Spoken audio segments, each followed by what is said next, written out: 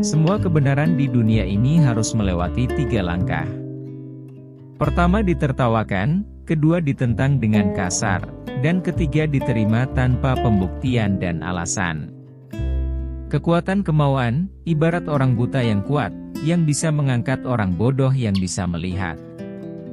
Kebanyakan dari kita tidak mensyukuri apa yang sudah kita miliki, tetapi kita selalu menyesali apa yang belum kita capai.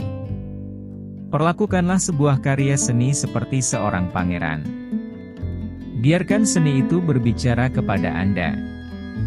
Bakat mengenai sasaran yang tak mampu orang lain bidik.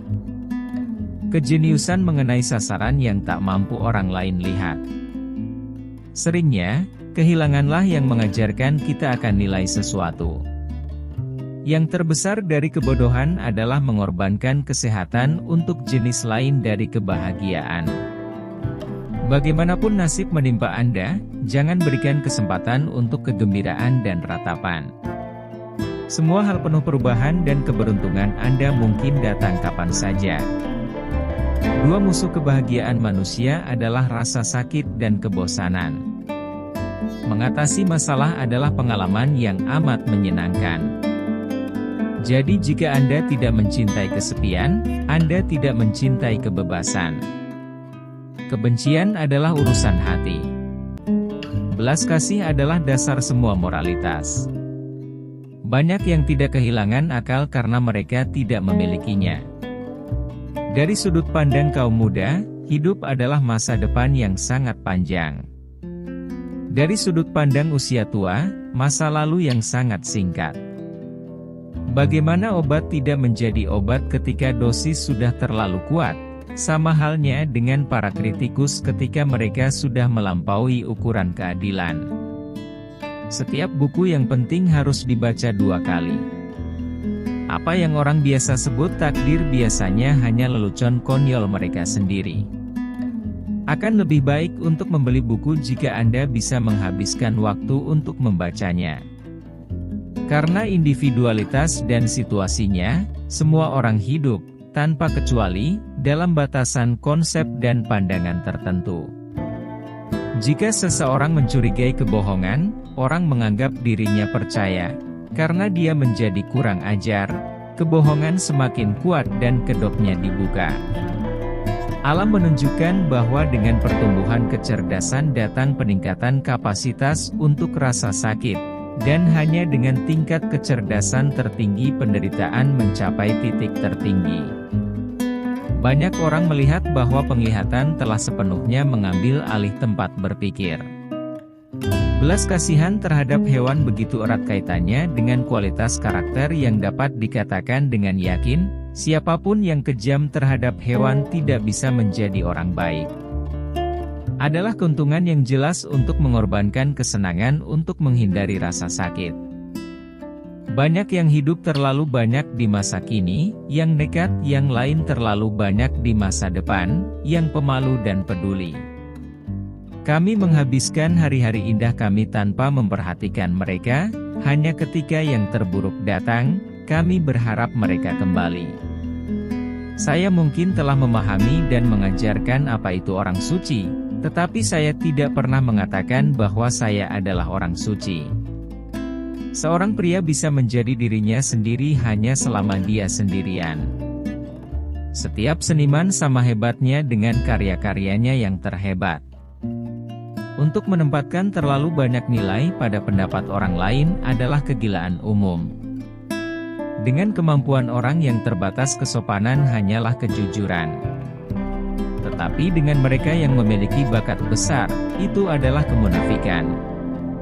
Kehormatan adalah suara hati bagian luar, dan suara hati adalah kehormatan batin.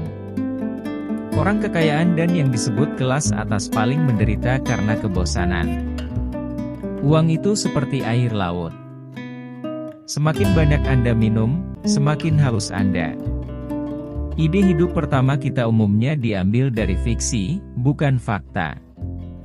Keras kepala adalah hasil dari kemauan yang memaksakan dirinya ke tempat intelek. Kritik umum dunia tidak akan memberitahu Anda apa yang telah berhasil, tetapi apa yang Anda lewatkan.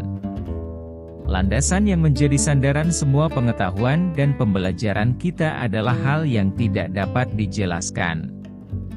Manusia pada dasarnya tidak peduli satu sama lain, tapi wanita pada dasarnya adalah musuh. Musik adalah melodi di mana teksnya adalah dunia. Orang-orang hebat seperti elang, dan membangun sarang mereka di atas kesunyian yang tinggi.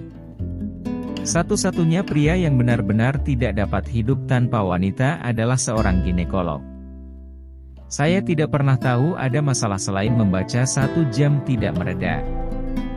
Sebagaimana perpustakaan terbesar, yang tertata dengan buruk, tidak begitu berguna seperti perpustakaan yang sangat moderat yang ditata dengan baik, demikian pula jumlah pengetahuan terbesar. Jika tidak diuraikan oleh pikiran kita sendiri, bernilai jauh lebih kecil daripada volume yang jauh lebih kecil yang telah berpikir berlebihan dan berulang kali. Setelah kematian Anda akan menjadi diri Anda sebelum kelahiran Anda. Setiap bangsa mengolok-olok yang lain dan semua orang benar.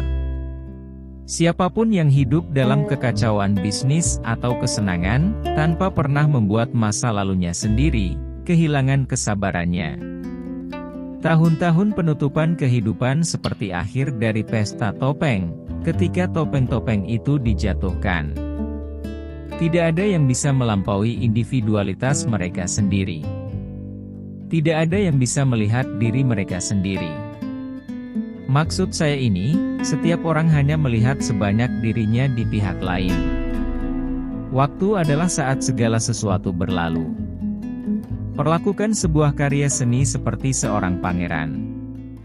Biarkan itu berbicara kepada Anda terlebih dahulu. Prestasi terbesar dari pikiran manusia umumnya diterima dengan ketidakpercayaan.